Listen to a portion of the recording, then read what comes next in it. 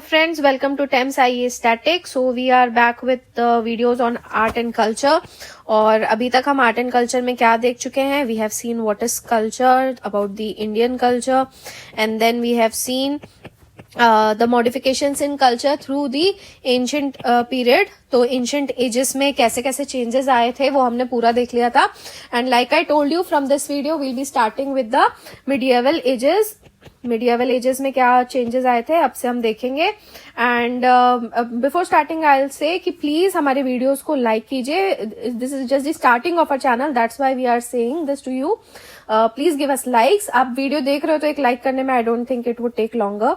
And please share our videos and subscribe to our channel. Okay. And आपको बार बार ये पूछने की जरूरत नहीं. वन अनदर थिंग कि नेक्स्ट वीडियो कब आएगा. Let me tell you that most of the videos would be published during the weekdays only. Okay. And for weekends we'll be planning something new. So we'll let you know कि कुछ नए initiatives हम लोग interactive type के लेकर आएंगे. So I hope you will enjoy them as well, obviously related to your UPSC and state PCS preparation. So medieval India से हम शुरू करते हैं. And first of all we'll see how was the life of people under Delhi Sultanate.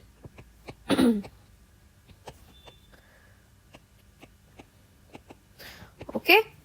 तो Muslim invaders जो आए थे, they were unlike the Britishers and later the Europeans. They actually decided to make India their home. So what they did for this? They intermarried, friendly alliances they made, and they also somehow took to Indian culture. Indian culture को भी इन्होंने adopt किया कई तरीकों से. So there was basically a mutual exchange. एक mutual exchange होने लगा था of ideas and customs between the religions which were already existing. जो इंडिया में ऑलरेडी थे उनके और मुस्लिम्स जो अब आए थे उनके बीच में म्यूचुअल एक्सचेंज होने लगा था. And how was this possible? तो इसके लिए हम देखेंगे कि the Indian society it was divided into 4 categories at this time. Okay. तो ये 4 मेजर ग्रुप्स में डिवाइड हो गए थे. And the first were the aristocrats. We'll see them one by one. The priests and the town people and peasants. Fine.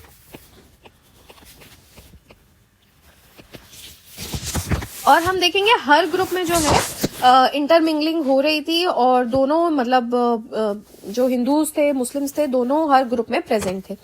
Fine. So first is the aristocrats. Aristocrats में अब कौन कौन आते थे?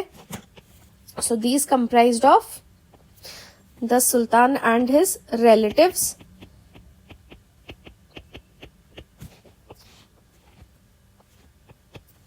And the nobility, the land holders and the Hindu राजाज जो पहले से राजाज थे, चीफ्स, मर्चेंट्स, बैंकर्स, ये सब एरिस्टोक्रेट्स में आते थे. ठीक है. तो अब इन लोगों ने क्या किया था? They actually concentrated all the wealth. पूरा का पूरा अभी भी जैसे होता ही है. They concentrated all the wealth and power and they lived in great style and luxury. तो और खासकर जो इनमें सुल्तान होता था तो वो तो कुछ अलग ही स्टाइल में रहता था. तो सुल्तान आउटमैच्ड देम. और ऐसा क्यों होता था? सुल्तान इतना ज्यादा लग्जूरियस और बाकी एरिस्टोक्रेट से भी ज्यादा क्यों रहता था? To maintain the superiority and his uniqueness. ये सारे आइडियाज जो हैं ये जब आप वही आंसर्स मेंस के लिखते हो तो आपको ये सब लिखने में हेल्प मिलती है. फाइन. और क्या खास बात होती थी इस टाइम पे? मतलब अगर एरिस्टोक्रेट्स में बात करें तो सुल्तान की क्या बात होती थी कि जब भी नया सुल्तान आता था, okay, whenever there was a new sultan, a खुतबा that is a sermon would be read out. Sermon पढ़ा जाता था, खुतबा पढ़ा जाता था.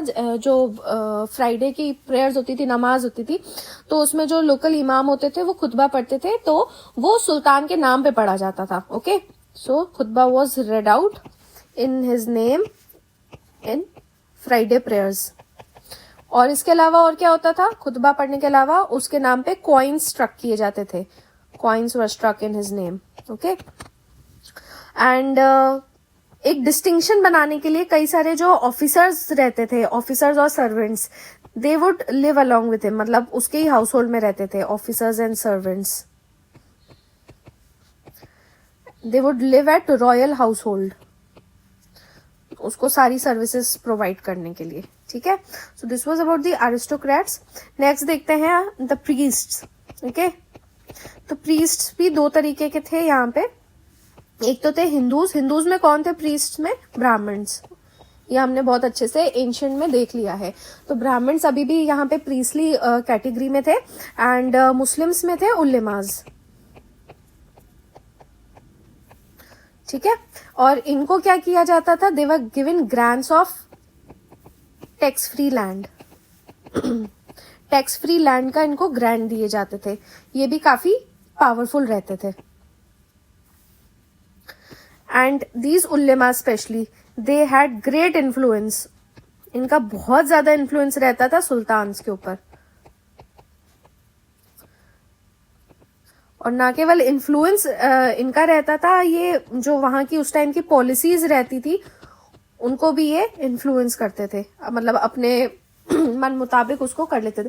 आपने देखी होगी जोधा अकबर जैसी मूवी, आपने देखी होगी, तो उसमें मतलब दिखाते हैं कि किस तरीके से वह उल्लेमास का पूरा एक क्लरिक्स का जब सेक्शन खड़ा रहता है और कभी भी ये कुछ नया करने जाता है तो वो कुछ ना कुछ ऑब्जेक्शन उठाते हैं, राइट। सो वो पॉलिसीज वगैरह भी इन्फ्लुएंस करते थे। अच्छा, ये चीज है ना तब नहीं होती थी, उल्लेमास अलाउद्दीन खिलजी के टाइम पे काफी ज्यादा इग्नोर किए गए थे, तो वो भी आपने मूवी देखी ली होगी। दे वर इग्नोर्ड बाय अलाउद्दीन खिलजी। और कई बार मतलब ये भी होता था कि ये जो प्रीस्ट रहते थे they were more interested in the world affairs, मतलब दुनियादारी में ज्यादा इनको मजा आता था as compare to rather than the religious affairs, ठीक है। तो ये चीज मतलब समझ में आ गई होगी प्रीस्ट के बारे में। Next we'll move on to the town people. अब टाउन पीपल में देखते हैं कौन आते थे। So town people consisted of the wealthy merchants, मतलब एक तो हमने अरिस्टोक्रेट में देखे तो वो कुछ ज्यादा ही रिच टाइप के थे। Other than them the traders and artisans, ये सब शहर में रहते थे, सब टाउन पीपल थे, ओके। ऑल्सो द नोबिलिटी, मतलब कुछ सेंटर्स पे अलग से नोबिलिटी रहते थे और ऑफिसर्स रहते थे and soldiers. So they stayed in the administrative and military centres. Administrative और मिलिट्री सेंटर्स भी जो थे वो सब टाउन में रहते थे, okay. Then there also pilgrim centres. Pilgrim centres कौन से होते थे, जहां पे सूफी और भक्ति सेंट्स रहते थे। Again see a mixture of Hindu Muslim. और the centres were there important temples and mosque, important temples और मॉस्क रहते थे यहाँ पे, ठीक है। आर्टिसंस रहते थे तो इनके स्पेशल क्वार्टर्स थे, और इनफैक्ट जैसे हर किसी की अपनी अपनी सेपरेट कॉलोनी थी, okay. There was a pattern for all artisans. So for weavers for example there was a weavers colony, then there was a colony for Goldsmith.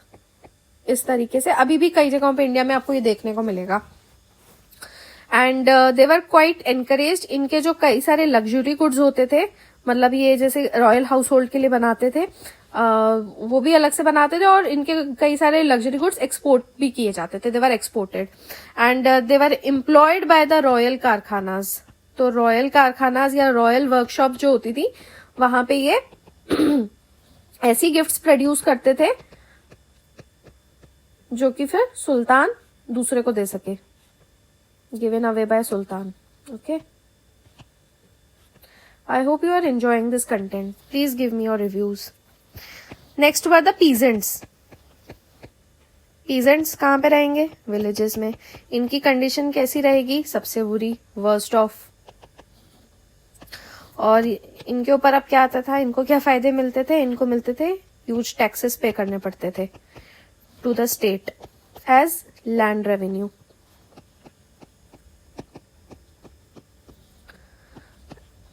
और डायनेस्टी कोई भी चेंज हो जाए हर किसी पे असर पड़ता था। The aristocrats would change, right, the nobility and all would change, and then the priestly section पे भी वो असर पड़ेगा कि किसको क्या देना है, नहीं देना है, ग्रांट्स किस तरीके के देने, कौन काम का है, कौन भविष्यवाणी अच्छी बता पा रहा है, कौन नहीं बता पा रहा है, कौन पॉलिसीज को कैसे कर रहा है, राइट। उसी तरीके से आर्टिसंस वगैरह किस तरीके के प्रोड्यूस करने हैं गुड्स, किसको ज्यादा फायदा देना है, अदर मर्चेंट्स वगैरह, इन सब पे असर पड़ता था जैसे ही डायनेस्टी में चेंज होता था। लेकिन पीजेंट्स की लाइफ में there was no effect on their life, इनकी लाइफ पे कोई इफेक्ट नहीं पड़ता था भले कोई भी डायनेस्टी आ जाए। So there was no effect on life with dynasty change. ठीक है, कास्ट सिस्टम यहाँ पे बहुत ज्यादा रिजिड था, हो ही गया था, वेरी रिजिड। और जो इंटरकास्ट मैरिज और इंटरकास्ट डाइनिंग रहती थी, it was totally prohibited. Marriage and dining totally prohibited, fine. अब ये आपको समझ में आ गया होगा कि पूरी इंटरमिंगलिंग किस तरीके से हो रही थी, किस तरीके से इन लोग एक दूसरे को इन्फ्लुएंस कर रहे थे, ओके। और इसी वजह से मतलब यहाँ पे एक और विलेज में एक चीज देखने को मिलती है कि many people they converted to Islam, but even after converting to Islam they didn't forget their old customs and traditions. They didn't forget their old customs and traditions. So this is how exchange of ideas and customs took place. ठीक है,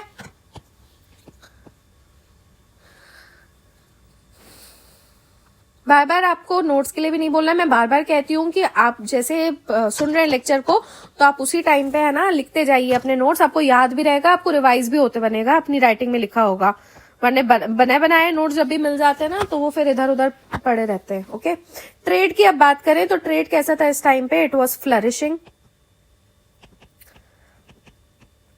और मतलब कई सारी communities थी जिन्होंने trade को अपना स्पेशल वोकेशन बना लिया था। The trade was their special vocation. कौन कम्युनिटीज थी, आज भी हैं, बताइए। बनियाज, मारवाड़ीज, मुल्तानीज, ठीक है, ये सब वो कम्युनिटीज थी जिन्होंने ट्रेड को स्पेशल वोकेशन बना लिया था। बंजारास थे जो ये पूरा ट्रेड करते थे इन कैरावन्स, वैन्स जो रहती हैं उसको लेके पूरा घूमते थे। So they were continuously on move. इसमें स्पेशल रेफरेंस है दिल्ली का। दिल्ली जो था it became a centre for incoming at as well as the outgoing goods. तो ये मतलब मेन सेंटर बन गया था ट्रेडिंग का।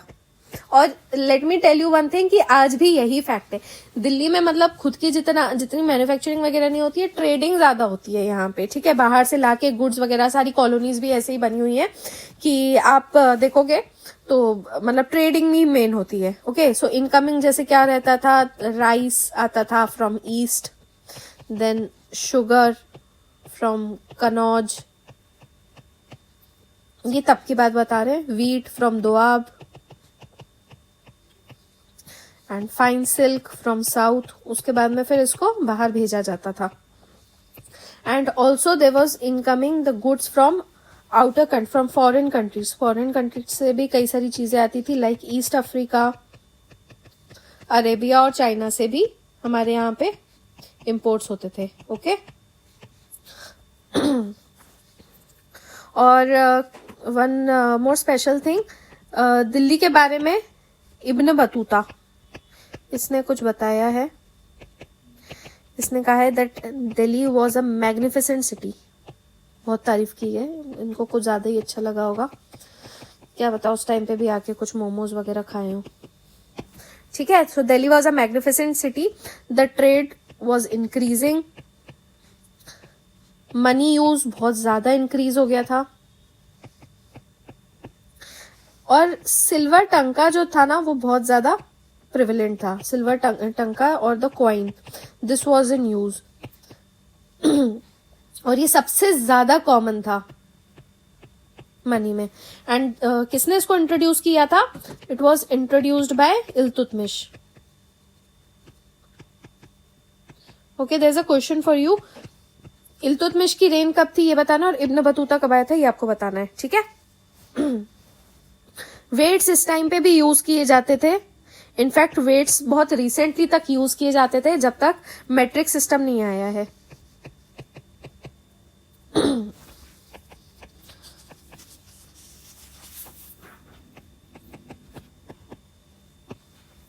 ठीक है, अब रिलीजियस कंडीशन की बात करते हैं, कैसी थी।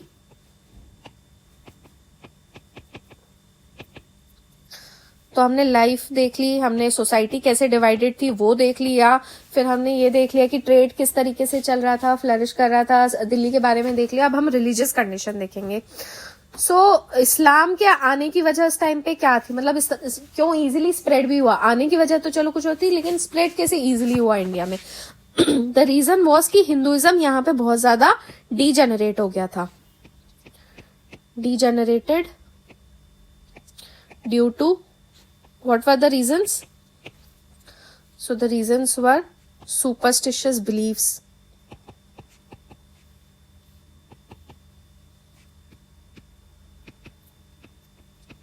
ठीक है, सुपरस्टिशंस बहुत ज्यादा हो गए थे, ब्राह्मण्स के रिचुअल्स बहुत ज्यादा बढ़ गए थे और बहुत कॉम्प्लेक्स हो गए थे, सैक्रिफाइसेस वगैरह, एनिमल सैक्रिफाइसेस और इनफैक्ट ह्यूमन सैक्रिफाइसेस ऑल्सो, ये सारी चीजें भी होने लगी थी। Then there was rigid caste system. Then the Brahmins became very powerful, तो बाकी कास्ट बहुत ज्यादा लो फील करने लगे थे, और लो फील इसलिए भी करने लगे थे because there was ill treatment of the lower cast.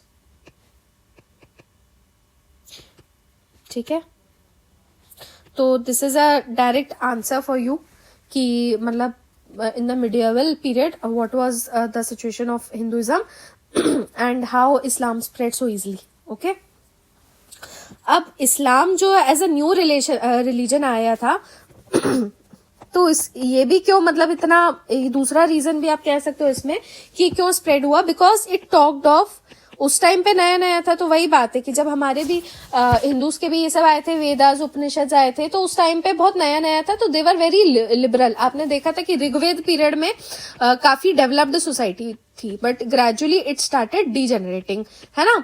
तो इस्लाम भी जो था वो पहले एकदम नया नया आया था, तो it talked of equality, brotherhood, oneness of God and no dogmas. So आज वही बात है कि आज इतना ज्यादा म्यूचुअल इंटरचेंज हो गया है, तो despite we have the separate religions, लेकिन फिर भी आप मतलब कई सारी चीजें जो है आप कॉमनली देखोगे कि कास्ट सिस्टम या फिर इस तरीके की हायरार्कीज वगैरह जो है वो हर कहीं क्रिएट, हर रिलीजन में क्रिएट हो गई हैं। Okay, so one special thing about Islam was that कि it didn't bring any changes in the political structure. It didn't change the political structure.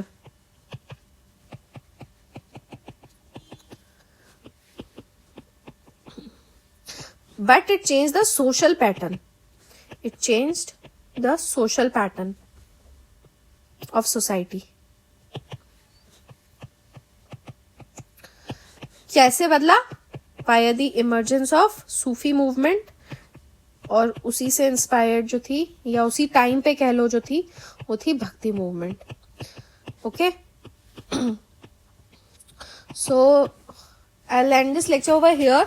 In the next lecture, we'll start with the rise of Islam and Sufism. So it will be quite interesting. पूरे उनके tenets क्या हैं, और we'll read about various things and also the culture of the sultans and the Mughals. So it would be very interesting. So keep watching and bell icon please tap कर दीजिएगा, जैसे ही next lecture आएगा तो आपको पता चल जाएगा. That is it for this video. Thank you and have a nice